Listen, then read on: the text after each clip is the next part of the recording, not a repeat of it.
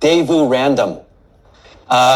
This person says the New Testament often misquotes or takes Hebrew Bible scripture out of its context, with Isaiah 7:14 being a prime example. In the Hebrew text, the word almah means young woman. It does not imply virginity. The context is a prophecy given to King Ahaz, referring to a specific event during Isaiah's time.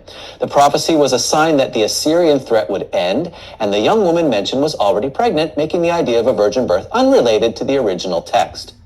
Shalom, my friends, and welcome to a very special video where I can't believe I'm saying this, but Jews for Jesus is making a compelling argument for the virgin birth.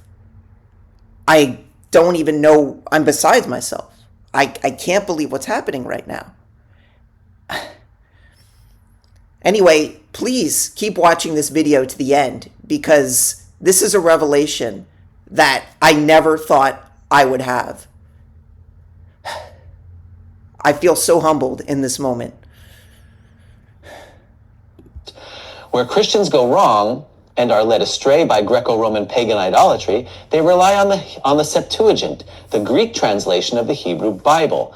And in the Greek translation of the Hebrew Bible, alma was rendered as parthenos, a Greek word that can mean virgin or young woman, depending on the context, in all caps. This translation was later used in the Gospel of Matthew to support the idea of Jesus' virgin birth. Despite this, the Greek cannot override the original Hebrew's meaning and context, which clearly indicates a young woman and not a miraculous virgin conception. There's more. The New Testament authors, heavily influenced by the Septuagint, reinterpreted Isaiah 7:14 to align with Christian virgin birth theology, but this reinterpretation ignores the historical and cultural context of the Hebrew Bible. For Hebrew-speaking Jews, the original meaning of this passage is unmistakably about a child born in Isaiah's time, with the two names given to the child. This is funny. Emmanuel is only one of the two names, Cupcake. I guess they were referring to me. Everybody's so creative, huh? Yeah, as a sign to King Ahaz, with no connection to a Messianic prophecy centuries later. The Christian adaptation of the verse is a clear example of scripture being taken out of its original context. Keep your false doctrines and your fake theology away from Jews. We don't need it. I'll stop to breathe for a second there. That was a lot. Yeah, that's a lot. Okay. And with a long and in-depth comment that makes a lot of claims, we have to kind of address those. And if there's anything that you'd like to say first off, let me know. If not, I'll jump right into Isaiah 7:14. No, you should lead us through this, Jeff, because I know you've studied this pretty extensively. I'm really interested for you to unpack. And the thing is about that is that you can study these passages intensively and deeply and come up with different conclusions. And so I think that's where the big argument between Jew and Jew comes in this situation, is that we're all studying this, at least some of us, at least we're trying to be authentic in the way that we present our faith and beliefs, and have come up with a conclusion and have come to conclusions, and other people have come to different conclusions, and that's why we're here to bring these things up. And I used to have a particular conclusion that I thought was really, really sound. But after I listened to Jeff Morgan and Ariel's brilliant explanation of Isaiah 7:14, I really feel like I'm going to have to rethink everything. So keep watching, and please like, share, and subscribe to spread this good news. And your mind is going to be blown by the revelations that these two people from Jews for Jesus, of all places, I've been, saying all these horrible things about them for so long, and I don't know if I can continue to say the things that I used to say, because they've really made a compelling point. Keep watching. You'll see what I mean. And so I'm going to read Isaiah 7:14, the famous prophecy. It says, "Therefore the Lord himself shall give you a sign. Behold, the almah shall conceive and bear a son, and shall call his name Emmanuel." In English, we would read, "Behold, the virgin shall conceive and bear a son, and she shall call his name Emmanuel," which means God is with us.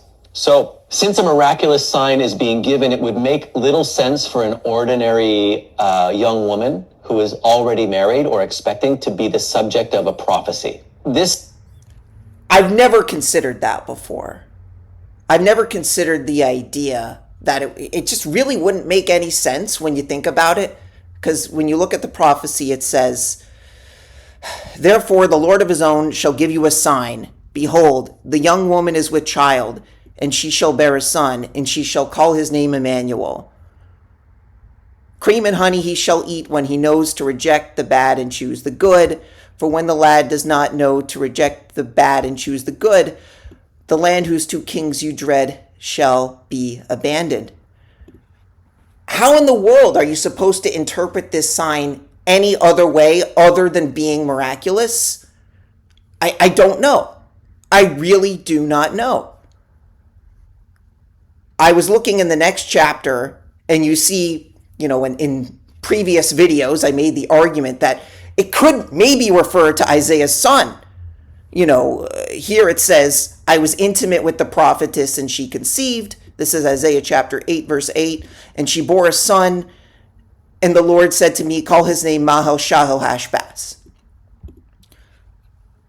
So that's not Emmanuel. So of course, this can't be the same son here in Isaiah 7:14.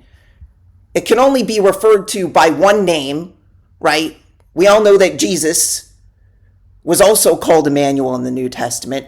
Mary called him Emmanuel. I don't know the exact verse, but some Christian in the comments who knows the New Testament better than me, because I'm new to this, I'm sure they're going to be able to show me a verse in the New Testament where Jesus' mother, Mary, called Jesus Emmanuel. There's definitely proof of that, and Jews for Jesus, I'm sure you guys, I'd love for you to respond and show me that, because I know it's there. I'm not familiar with the New Testament enough to show you, so just have faith. They know it. They know it. "For when the lad does not know to call father or mother, the wealth of Damascus and the plunder of Samaria shall be carried off before the king of Assyria." Now, I don't see any connection between this and this, "For when the lad does not know to reject the bad and choose the good, the land whose two kings you dread shall be abandoned." How can you make any sort of connection between this birth of this son who's not called Emmanuel, because we know Jesus was also called Emmanuel by his mother, just like this prophecy says explicitly. So that's very compelling. But going back to the sign, right? Well, here I did notice something here that I didn't really notice before. The name Emmanuel is brought, it's talking about the king of Assyria here. This is interesting. But what does that have to do with anything here? This can only be, when it says Isaiah 7:14 here, and it's talking about the kings, why would that have anything to do with Isaiah's time with regards to the sign? It can only refer to the Messiah, because it's got a miraculous sign. In Isaiah chapter 8, verse 8, it seems to be talking about the king of Assyria, and it mentions Emmanuel here. That can only be Jesus. That has to refer to the Messiah. It can't have anything to do with what was happening in Isaiah's time, because, once again, it has to be a miraculous sign. Jeff Morgan and Ariel are making a very compelling point here, and I really want to emphasize how important it is to recognize. And then here, Isaiah says in Isaiah chapter 8, verse 18, "Behold, I and the children whom the Lord gave me for signs and tokens in Israel from the Lord of hosts who dwells on Mount Zion." This has nothing to do with the sign of Isaiah 7:14, because we all know that all signs regarding Isaiah 7:14 have nothing to do with anything but miraculous signs. Natural births don't fall into the category of a sign for Israel. Isaiah 8:18, when it says, "I believe, behold, I and the children whom the Lord gave me for signs," that's referring to only miraculous signs. It is not referring to the birth the natural birth, clearly, right? We know that because it has to refer to virgin births. That's the only option for a sign. It has to be miraculous. And I'm really thankful for Jeff Morgan on setting me straight on that. So I don't know why anybody would come to any other conclusion. Anyway, moving on with this brilliant video. Actually supports the understanding that Alma can and does refer to a virgin here. So the claim that Isaiah 7:14 was misquoted ignores the facts simply. While Alma can mean young woman, it's never used for a married woman in the Tanakh. And in every instance, it refers to an unmarried girl, which strongly implies virginity. If you look in Genesis 24, verse 43, Exodus 2, verse 8, Proverbs 30 through 30, verse 19, you see. I know he stumbled there for a second. Proverbs 30, verse 19.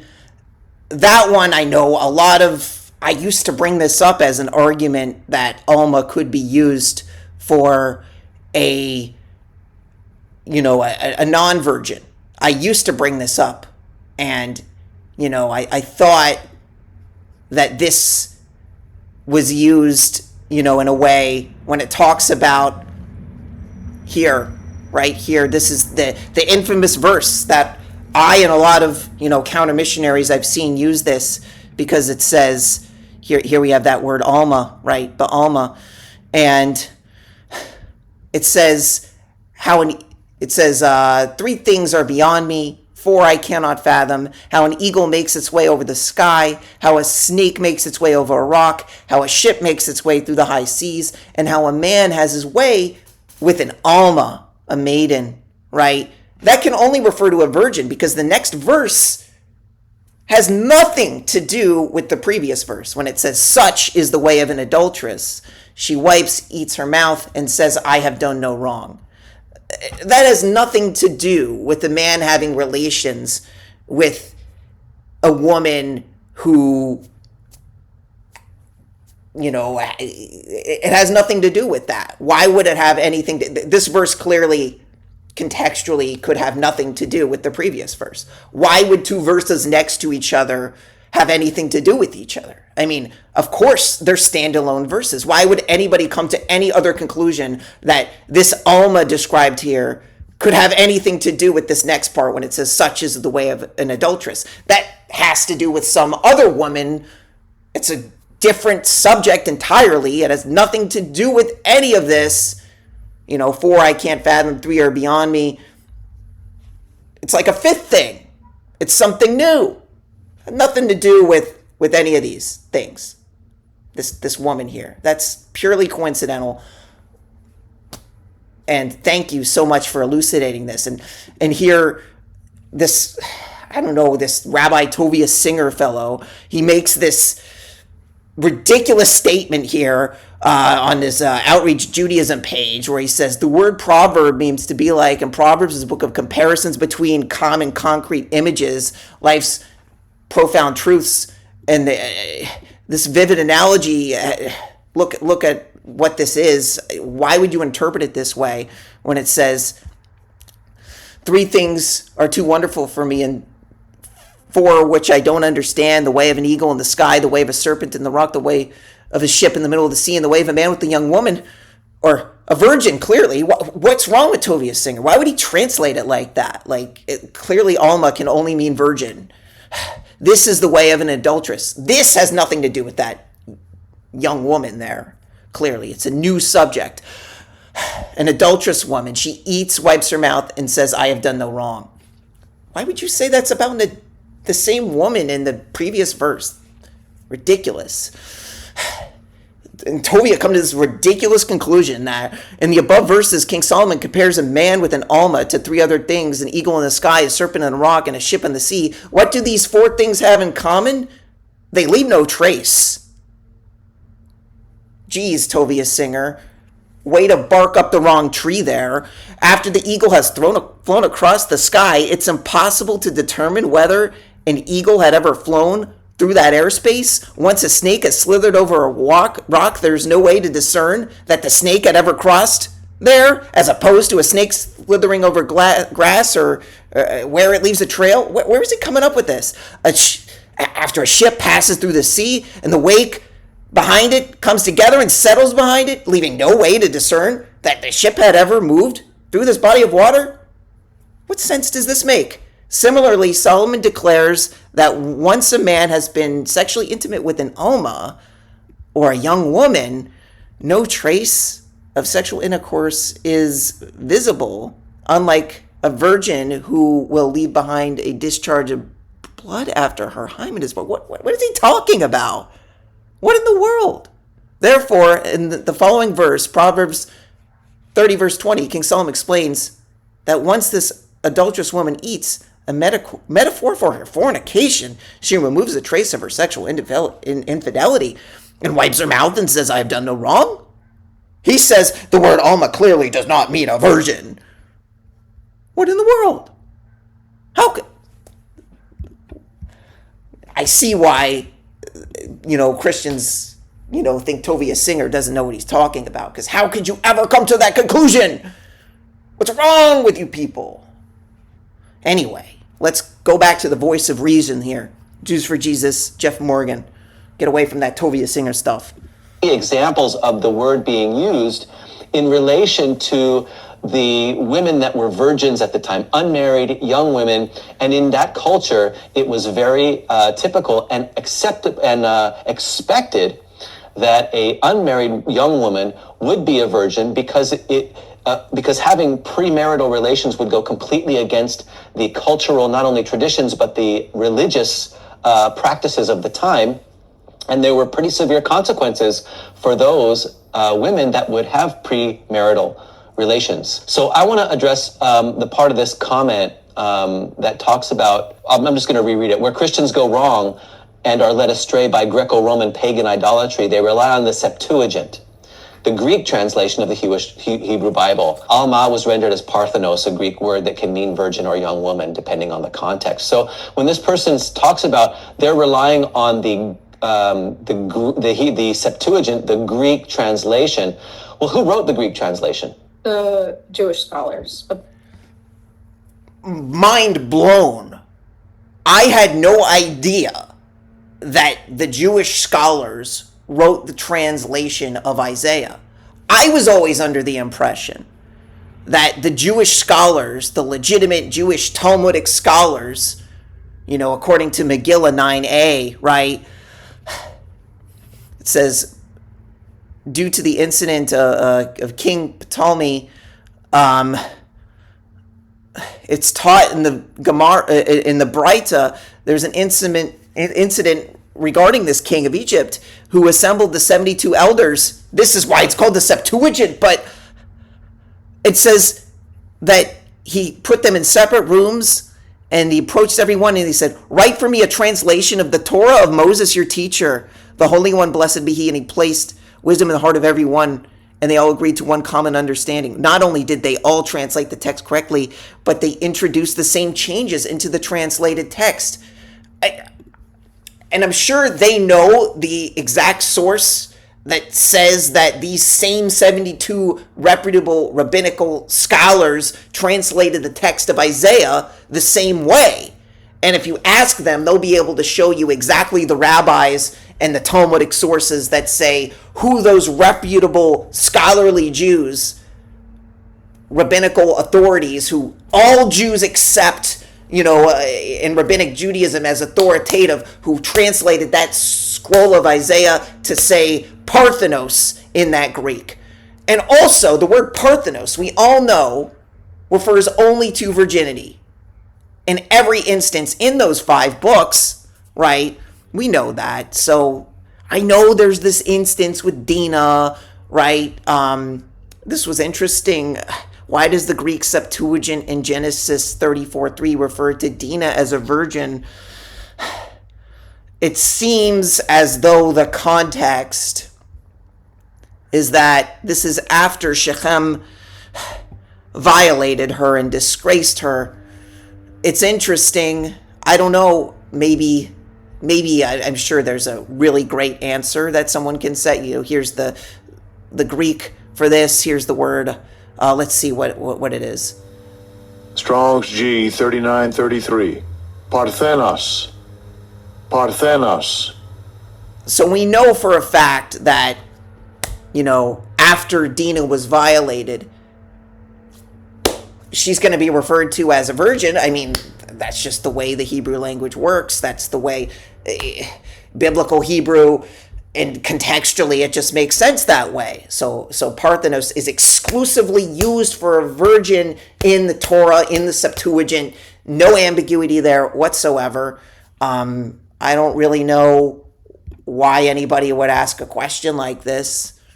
Of course it means virgin, like, duh, like Dinah might have been violated and it refers to her as a Parthenos, but it still means virgin, especially in Isaiah 7:14, because duh, like we already established, can only be a miraculous sign. It's got to be a virgin. Can't refer to Isaiah's sons. Like, it's silly. Like, why would he say that his sons are signs? Like, it had to be miraculous. It couldn't be natural. There has to be something miraculous about the birth. I mean, this just makes more sense than anything I've ever made. I mean, that silly Tovia Singer guy we were talking about earlier. I made this silly video. I said I debunked the virgin birth. I called Isaiah 7:14, I said that Matthew, was creating lies and stuff. And then that silly Tovia Singer guy, he said, brilliant. Why would he say that? Why would he call my ridiculous video that doesn't hold a candle to this brilliance? Tovia, you really need to be giving the honor to these people who really did the research and really understand the meaning of the word almah better than you or I could ever imagine or dream. Better than any rabbi could understand. I mean, anyway, let's keep going with this. Yeah, Jewish scholars wrote a century to 2 centuries before Jesus came. They translated this into virgin, or Parthenos in the Greek. And so when the person says they're depending on the Greek translation, I think it's kind of a misguided statement, because it's trying to get you to think that, the Greco-Roman influence and the pagan idolatry, that those are the ones that translated this. But it's not. It's the Hebrew scholars or the Jewish scholars that recognized that because Greek was the language that connected people at the time, and it was a very widely spoken language, that it would be beneficial for the Jewish people to have a Bible or a Hebrew Bible in Greek. And so, right, and that's why we just saw that the word Parthenos is always 100% of the time translated as virgin, even in the case of Genesis 34, when it talks about the, after Dinah was violated. Every single case, Parthenos is used that way. And what's even more interesting to me is when we go to the book of Deuteronomy, and we see this passage here when it's talking about the subject of virginity. It is very explicit here, contextually, that it says in a case where a person takes a man takes a woman and cohabits with her, and then he takes an aversion to her, and then takes charges up against her and defames her, saying, "This is a party I took my wife, but when I approached her, she was not a virgin." We know that this word is absolutely referring to alma. It couldn't refer to anything else. Well, I don't know why. For some reason, it's using the more ambiguous word betulim here. Betulah, I don't know why it would use that word. I mean, we know that the better word to use is alma when it's speaking explicitly, contextually about alma, about virginity. There's got to be the word alma here somewhere. So let's look at that. Let's go back to let's find that word alma, and we're gonna find something really interesting. So here's the word alma. Let's find it real quick. Oh, here it is. Alma.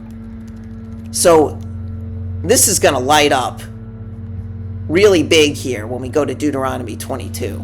I'm going to put that word in here. Where? That's funny. Alma's nowhere to be found here. This passage is talking about virginity, right? It's even talking about the producing evidence of the girl's virginity, like physically.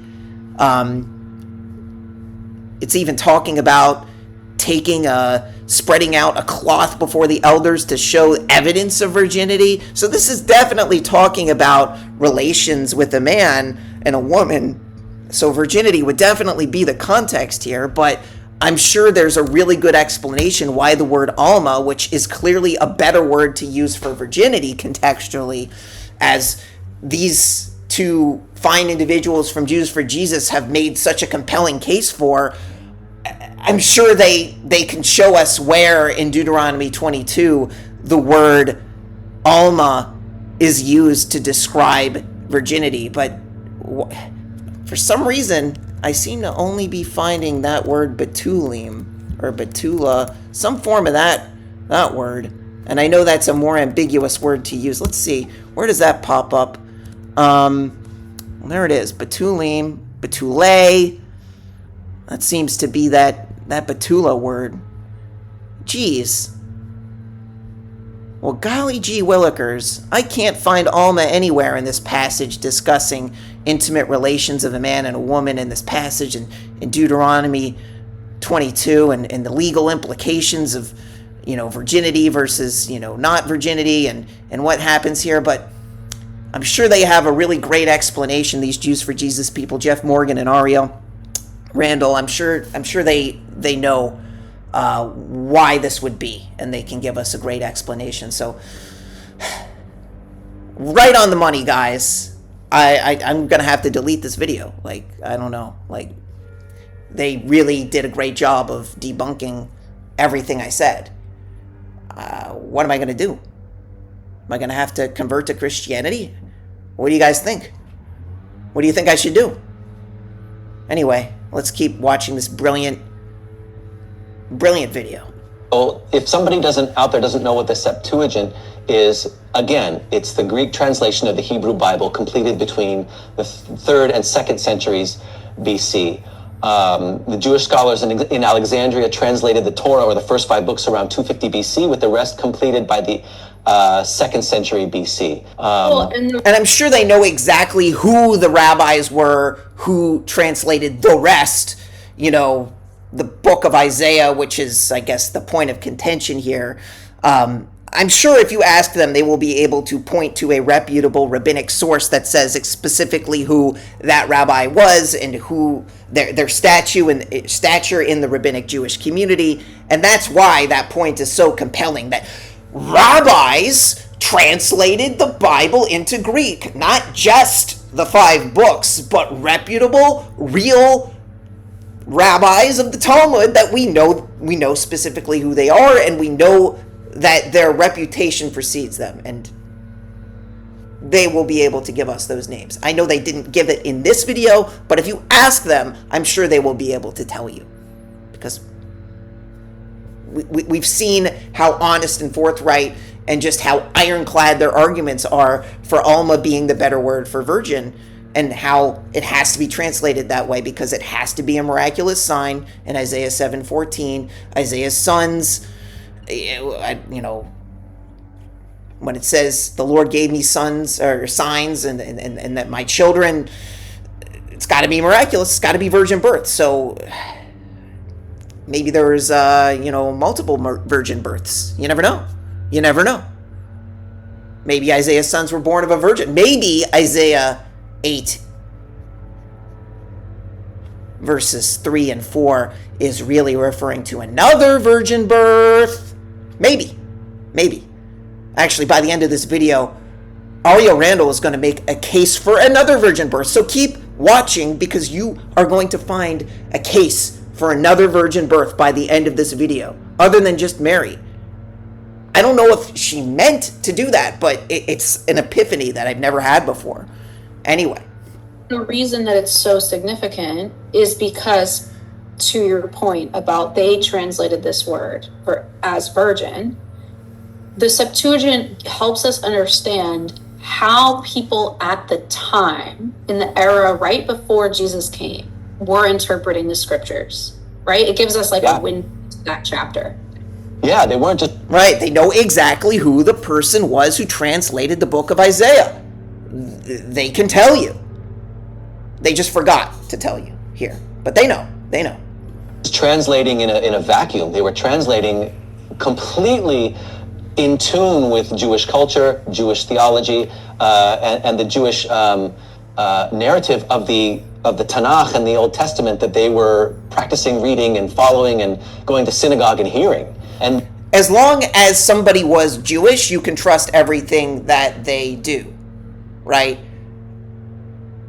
That's the point that they're making that is really compelling, that as long as the New Testament writers were Jewish, you can trust them. As long as they were Jewish. Because they were Jewish, I as a Jew have to listen to every single thing that they say. Because they're Jews. Every Jew tells the truth no matter what. So when a Christian, I never really thought of this before, the New Testament writers were Jewish, guys. We have to follow what they say. They're Jews. Karl Marx was a Jew. That's why I'm a communist. Because we should all be communists, because Karl Marx was a Jew. Right? Makes sense? King Menashe was a Jew. Everything he said, I have to do. King Achav of the kingdom of Israel, was he Israelite? Was he Jew? I don't know. But as long as somebody is a Jew, you got to follow what they got to say. That's why the New Testament has to be true. It was written by Jews. I've never considered that before. Thank you for making that point. And these were the people that translated these Hebrew words into Greek. Like, for instance, the word Messiah was translated into Christos in Greek, which is where we get the word Christ and Christianity from. A Jew did that! Not a Christian. A Jew translated the word Messiah or Mashiach into Christos. Mind blown. I mean, of course, everything written about that particular Christos got to be true because a Jew translated it. Are you getting this? Are you guys... How could I have not seen this before? Right. And so when we ask people on the streets, what do you think the word Christ means? They'll usually say cross, but they just don't realize that it was a Greek rendering of the Hebrew word for Messiah. I'm pretty sure a lot of people are still thinking that it's Jesus' last name. Jesus Christ. I thought it was Jesus' last name. I never heard that from Dr. Brown before. I've never heard Dr. Brown make that statement. It's completely original. It cracks me up every single time. I used to think that Jesus' last name was Christ because I don't know anything about Christianity. I've never studied it. I don't know anything about the New Testament, but these people do. And they know that it was written by Jews, and because it was written by Jews, you gotta follow it. You gotta acknowledge it. You gotta understand it as the universal truth of the universe, guys. It was written by... Do I have to say it again? It was written by Jews. Goodness sakes, what are you rabbis doing? Why aren't you listening to the New Testament? It was written by Jews. Goodness sakes. Right. Right. Yep. The Septuagint was widely used by Greek-speaking Jews, including during the time of Jesus. And many New Testament references to the Old Testament come from the Septuagint. The second point about that is the word alma and parthenos in Isaiah 7:14. It states, "Behold, the alma or virgin shall conceive and bear a son." The Hebrew word alma means a young woman of marriable age, often understood as a virgin unless otherwise stated. The Hebrew word betulah, and this is where we get it. You know, a lot of people will say, well, betulah is the word for virgin in Hebrew. It is. And it is the word for betulah is the word exclusively used in modern Hebrew for a virgin. But did you hear that? Only modern Hebrew, because we know that those silly Jews, right, changed the word from alma to betulah because they were afraid of what the New Testament had to say, because the rabbinic Jews, who have a monopoly on the Israeli society, changed because they knew that if they acknowledged that the word alma was the better word for virgin, like it clearly is in Isaiah 7:14, I mean, then it'd be game over. We'd all be believing in Jesus, and the counter missionaries wouldn't want that. So clearly, the rabbinic Jews changed the entire Hebrew language to the modern form to say betulah is the better word, because that's the only explanation. Why else? I mean, Deuteronomy 22, I wonder if that was even changed. I mean, where's alma? Where's alma in Deuteronomy 22? We know it's the better word. They made a definitive case. Jews for Jesus definitively showed us that alma is the better word for virgin, even though Israeli society uses the word betulah colloquially for the word virgin, but that has nothing to do with the Bible, clearly. I mean, sure, Deuteronomy 22 is rampant with the word betulah in a passage describing contextually virginity and the status of a woman in intimate relations with her husband, but we know alma is the better word, definitively. No other way around that. Checkmate, rabbis. See you in church. When the word betulah was used in the Hebrew scriptures, in many cases it had a qualifying statement attached to it. For example, in Genesis 24:16, Rebekah is described as a betulah. And the phrase, whom no man had known, is added onto that to confirm her virginity. So this shows that that's a much more compelling argument than the fact, for Alma being a virgin explicitly and unambiguously, than the context of Deuteronomy 22 not having the word Alma in it. Because we all know that even though Alma is completely absent from this passage that is clearly speaking about the virginity status of a woman unambiguously, we know that passage in Genesis is a better example because it says no man had ever known. So it has to mean that betulah is less specific to virginity.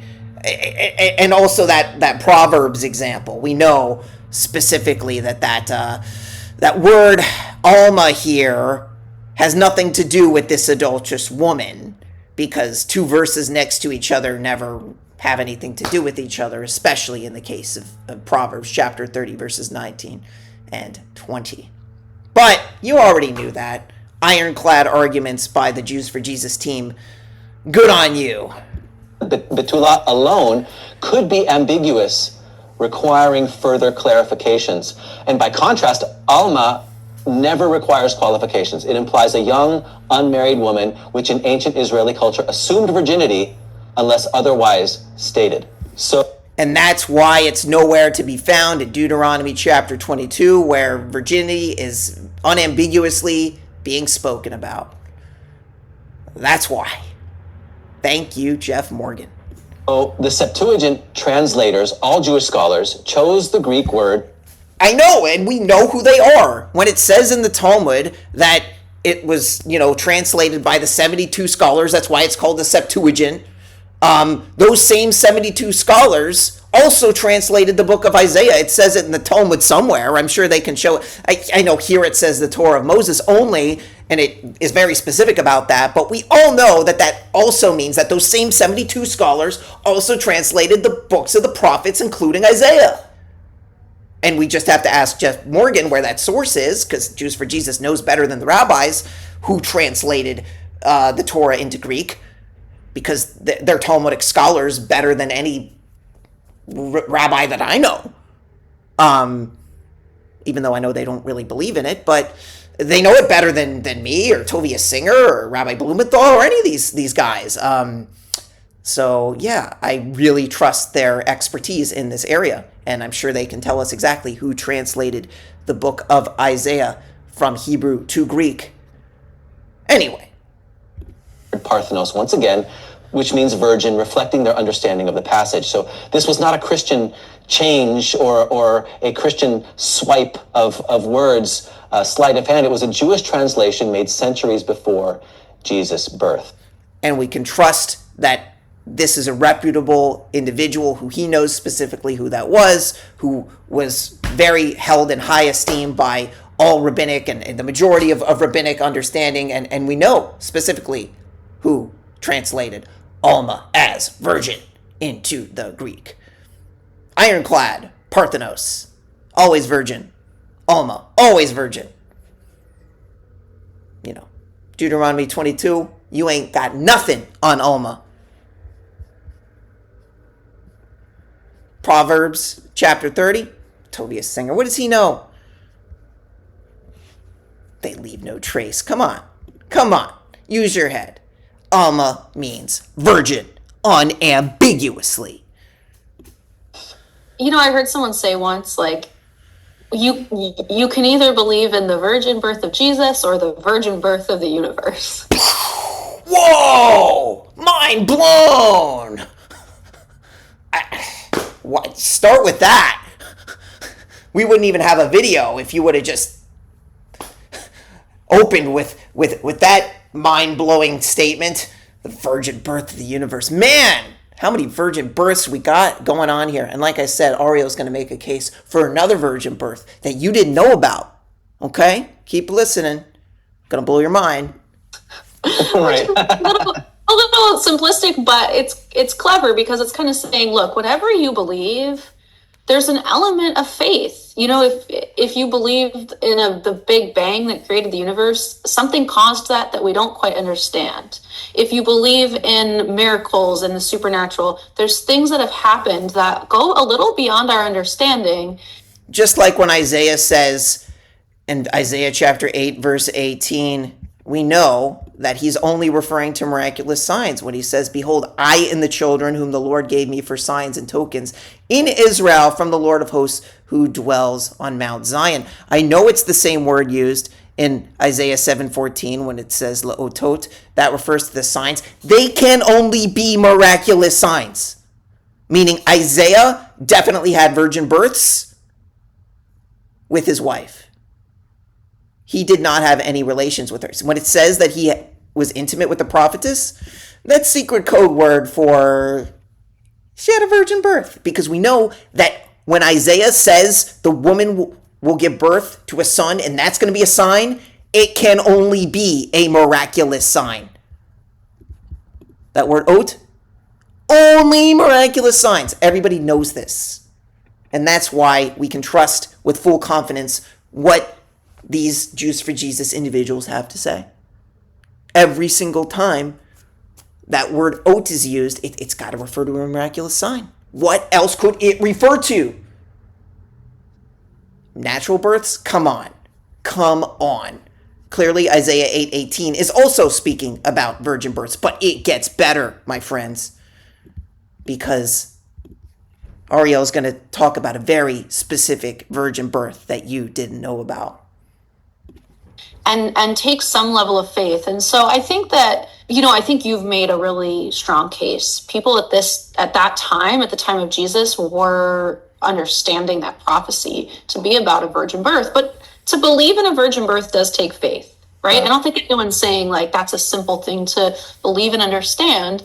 But if we believe in a God who is involved in human history, not removed, the way that he is going to come into this world is going to have a miraculous element to it. In Genesis 3, when Adam and Eve are in the garden, God tells them before they leave Eden, a descendant of Eve, a descendant of a woman, will ultimately defeat the serpent.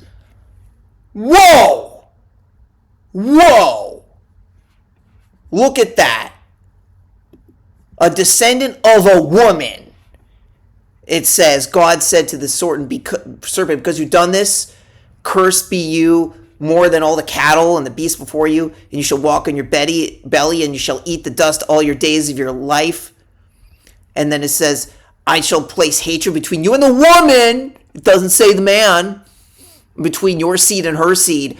It only refers to her seed, the female seed. That means it's got to refer to a virgin birth. Because do men have seed? Do male snakes have seed, or do female snakes have seed? He will crush your head and you will bite his heel. There's no way that's referring to anything literal, right? Because, snakes crawl on the ground, but do they ever really strike humans in the heel? Do humans ever really step on snakes? Why would you take that literally? Why would that have anything to do with anything? I mean, it's not like anything else was literal. I mean, snakes don't literally crawl on their belly, do they? Well, I guess they do, but there's no way this part of the verse is literal. It's gotta be only about Satan and the Messiah, and this is clearly the most explicit Messianic, so clearly exclusively Messianic. It's just screaming it.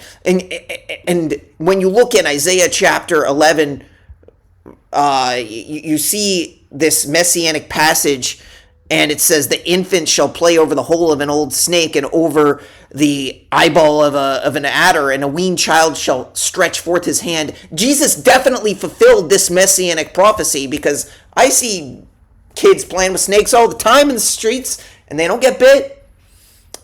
I see Baptist preachers playing around with those things. They never get bit, except for that one time. But very clearly, this Isaiah chapter 11, this Messianic prophecy, world peace, all that, already been fulfilled with Jesus. Open your eyes, man. Jesus clearly fulfilled this. And to top things off, if you go to Genesis chapter 16, Hagar, you see here that it says, Hagar, servant, where are you coming from? Where are you going to? Right? And the angel said to her, return to your mistress and allow yourself to be afflicted under her hands. And the angels of the Lord said to her, I will greatly multiply your seed, and it will not be counted for abundance. Seed of the woman. So her son was Ishmael? Virgin birth. Women don't have seed. Mind blown. Ariel, you just made a case for the virgin birth of Ishmael, Abraham's first son. Women don't have seed. It's amazing. I can't believe it. This is insane, right? Isaiah's sons, virgin births. Hagar's son, virgin birth. It's a virgin birth smorgasbord over here. Buffet style. I mean, look at all these miraculous signs, right? Because we know only miraculous signs are signs. Natural births have no significance. It's got to be a virgin. So thank you for elucidating on that, Ariel, for making a case for the virgin birth of Ishmael. So profound. So profound. I'm going to have to delete my other video, the seed of the woman. Is Genesis 3:15 actually a messianic prophecy? Well, we saw that it could be in Isaiah 11, and we know that all of this in Isaiah 11 was already fulfilled in Jesus. There's world peace. Infants are playing with snakes, and it ain't no problem. That's the world we live in today. Jesus fulfilled all of it. And, the second coming's just going to be the icing on the cake, but anything he didn't fulfill, obviously, he's going to tie up those loose ends. But we got the guarantee, guys. Virgin birth, come on. Anyway. Right? And so there's this idea, in the very first passages of the Bible, God is going to, through a woman, bring about his redemption plan. Mm-hmm. And so for Jesus to be born of a virgin really ties all the way back to that original promise. That you already made a case for Hagar giving birth in a virgin way. Wow. No wonder Islam is so well revered. I've never heard that take on it. I guess they believe in the virgin birth of Jesus, but You're making a case for the virgin birth of Ishmael, and I am here for it. Amazing. It was, Eve who first sinned, and then it was Eve who was going to bring about the redemption, and the light of the world was going to come through her. The defeat of the enemy was going to come through her. That's her revenge, right? And she clearly did in Isaiah chapter 11. Like I said, I see kids playing with the vipers all the time. That curse was clearly reversed, and Satan was destroyed with the death of Jesus on the cross. No other explanation. Virgin birth. Get with it, Jews. Get with it. Get with it, rabbinic Jews. That virgin birth, see you in church. Right? And so it all really connects in the whole of the scriptures. And I think we have to interpret these passages in those meta-narratives as well, not just in isolation. Do they make sense in that broader story? So I have here some rabbinic commentary from the Talmud, which talks about... I love it when they bring up the Talmud, because they bring so much more to the table than an actual rabbi who studies the Talmud and attempts to understand it in its original context. But these guys, man, when they bring up the Talmud, open up your ears, because they know something these silly rabbis don't, okay? They know it way better. So keep your ears and eyes open, because they know stuff. The Hebrew scriptures being written in Greek, and I just want to read some of this because it's very interesting, because people talk about the Lashon HaKodesh, the holy language that, you must study from Hebrew, or else you're really never going to get the context. And in the Talmud here, in Megillah 8b, it says, Mishnah, the difference between Torah scrolls and phylacteries and mezuzot, in terms of the manner in which they are written, is only that Torah scrolls are written in any language, where phylacteries and mezuzot are written only in Hebrew and using Hebrew script. So this states that the phylacteries, or the tefillin, and the mezuzot have to be written in Hebrew, but the Torah scrolls are written in any language. And here's another one which is really from the same place in the Talmud. Rabban Shimon ben Gamliel says, even with regard to Torah scrolls, the sages permitted them to be written only in Greek. Torah scrolls written in any other language do not have the sanctity of a Torah scroll. So there's a little bit of a contradiction there within this in one passage, but at the same time... There's a little bit of a contradiction there, and there are no contradictions in the New Testament, right? The genealogy of Jesus in the book of Matthew is exactly the same as the genealogy in Luke, and there are no contradictions there, and we don't have to make up any sort of insane copes to say that as was supposed really means Mary. No contradictions in the New Testament. But we know that the virgin birth is 100% true, okay? When Isaiah says his sons are signs, he really means they're being born of virgins, because only a miraculous sign can be given to Israel. That's exactly why Isaiah 7:14 can only refer to a virgin birth. Get it now? Get it now, Jews? It says here that the sages permitted the Hebrew scriptures to be written in Greek. But isn't that so fascinating? Because the New Testament is written in Greek. Jews wrote the New Testament. Again, it's written in Greek. A rabbi says that you can read a Torah in Greek. Connect the dots. Connect the dots, people. Figure it out. Like, how can you be missing this obvious idea that you have to believe every single word of the New Testament, which does not contradict itself at all? Especially those genealogies in Matthew and Luke. I can't remember if I said Mark earlier, but Matthew and Luke, right? That's where the genealogies are. Both of those are exactly the same and very clearly go. I mean, Nathan and Solomon, what's the difference, right? All consistent all the way through. Yes! I never put that together. That's so interesting. Yeah, which is important to bring up the rabbinic commentaries, because like I said, every time he brings up rabbinic commentaries, you know it's coming from a place of complete honesty and that he knows the context very clearly.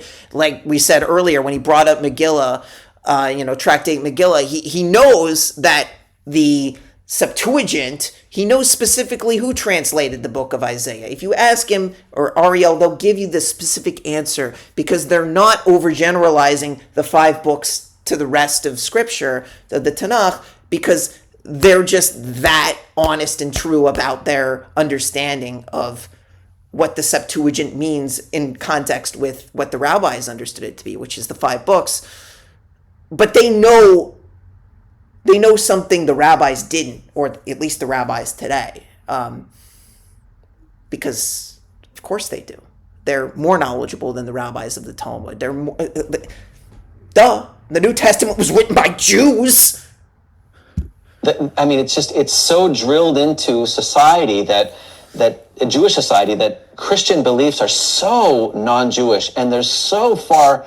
It's such a new and invented thing, but when in reality there's so much similarity to the way that the ancient sages in Judaism saw the text, saw the Old Testament, and how they interpreted it in a very, very similar way. So I think that's pretty powerful. Jesus fulfilled these messianic prophecies, and Matthew's use of the Septuagint aligns with pre-Christian Jewish understanding. So with that, we're going to end this comment. If you have any comments, if you want to say anything below, if you want to add to it, subtract to it, if you want your comment to be brought up and challenged here on the So Be It YouTube channel, feel free to leave it in the comment section. Ariel, thanks for joining us and giving us your amazing insight as usual.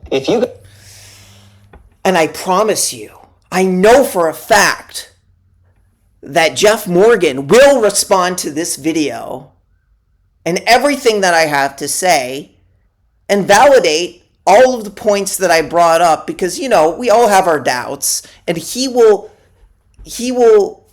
be able to comfort us and convince us of anything that I brought up here, that he'll answer all the questions that I brought up, and he will confirm any doubts that you have, because he's been so interactive with me when I made videos in the past, concerning the things that he has said. I'm going to have to take all these videos down now, because clearly he's done such a good job of addressing all the points that I have made in all my videos concerning him on my channel. And now I'm just going to have to eat my humble pie and recognize that Jeff Morgan knows about this stuff better than me. April Fools, everybody. Like, share, and subscribe. And let's put this liar in his place. Let's pressure Jeff Morgan to actually respond to this video. To actually tell the truth for once. And recognize the true God of Israel, who is not Jesus, but Hashem alone. I hope this video has been a blessing to you all. Please like, share, and subscribe. Shalom Aleichem.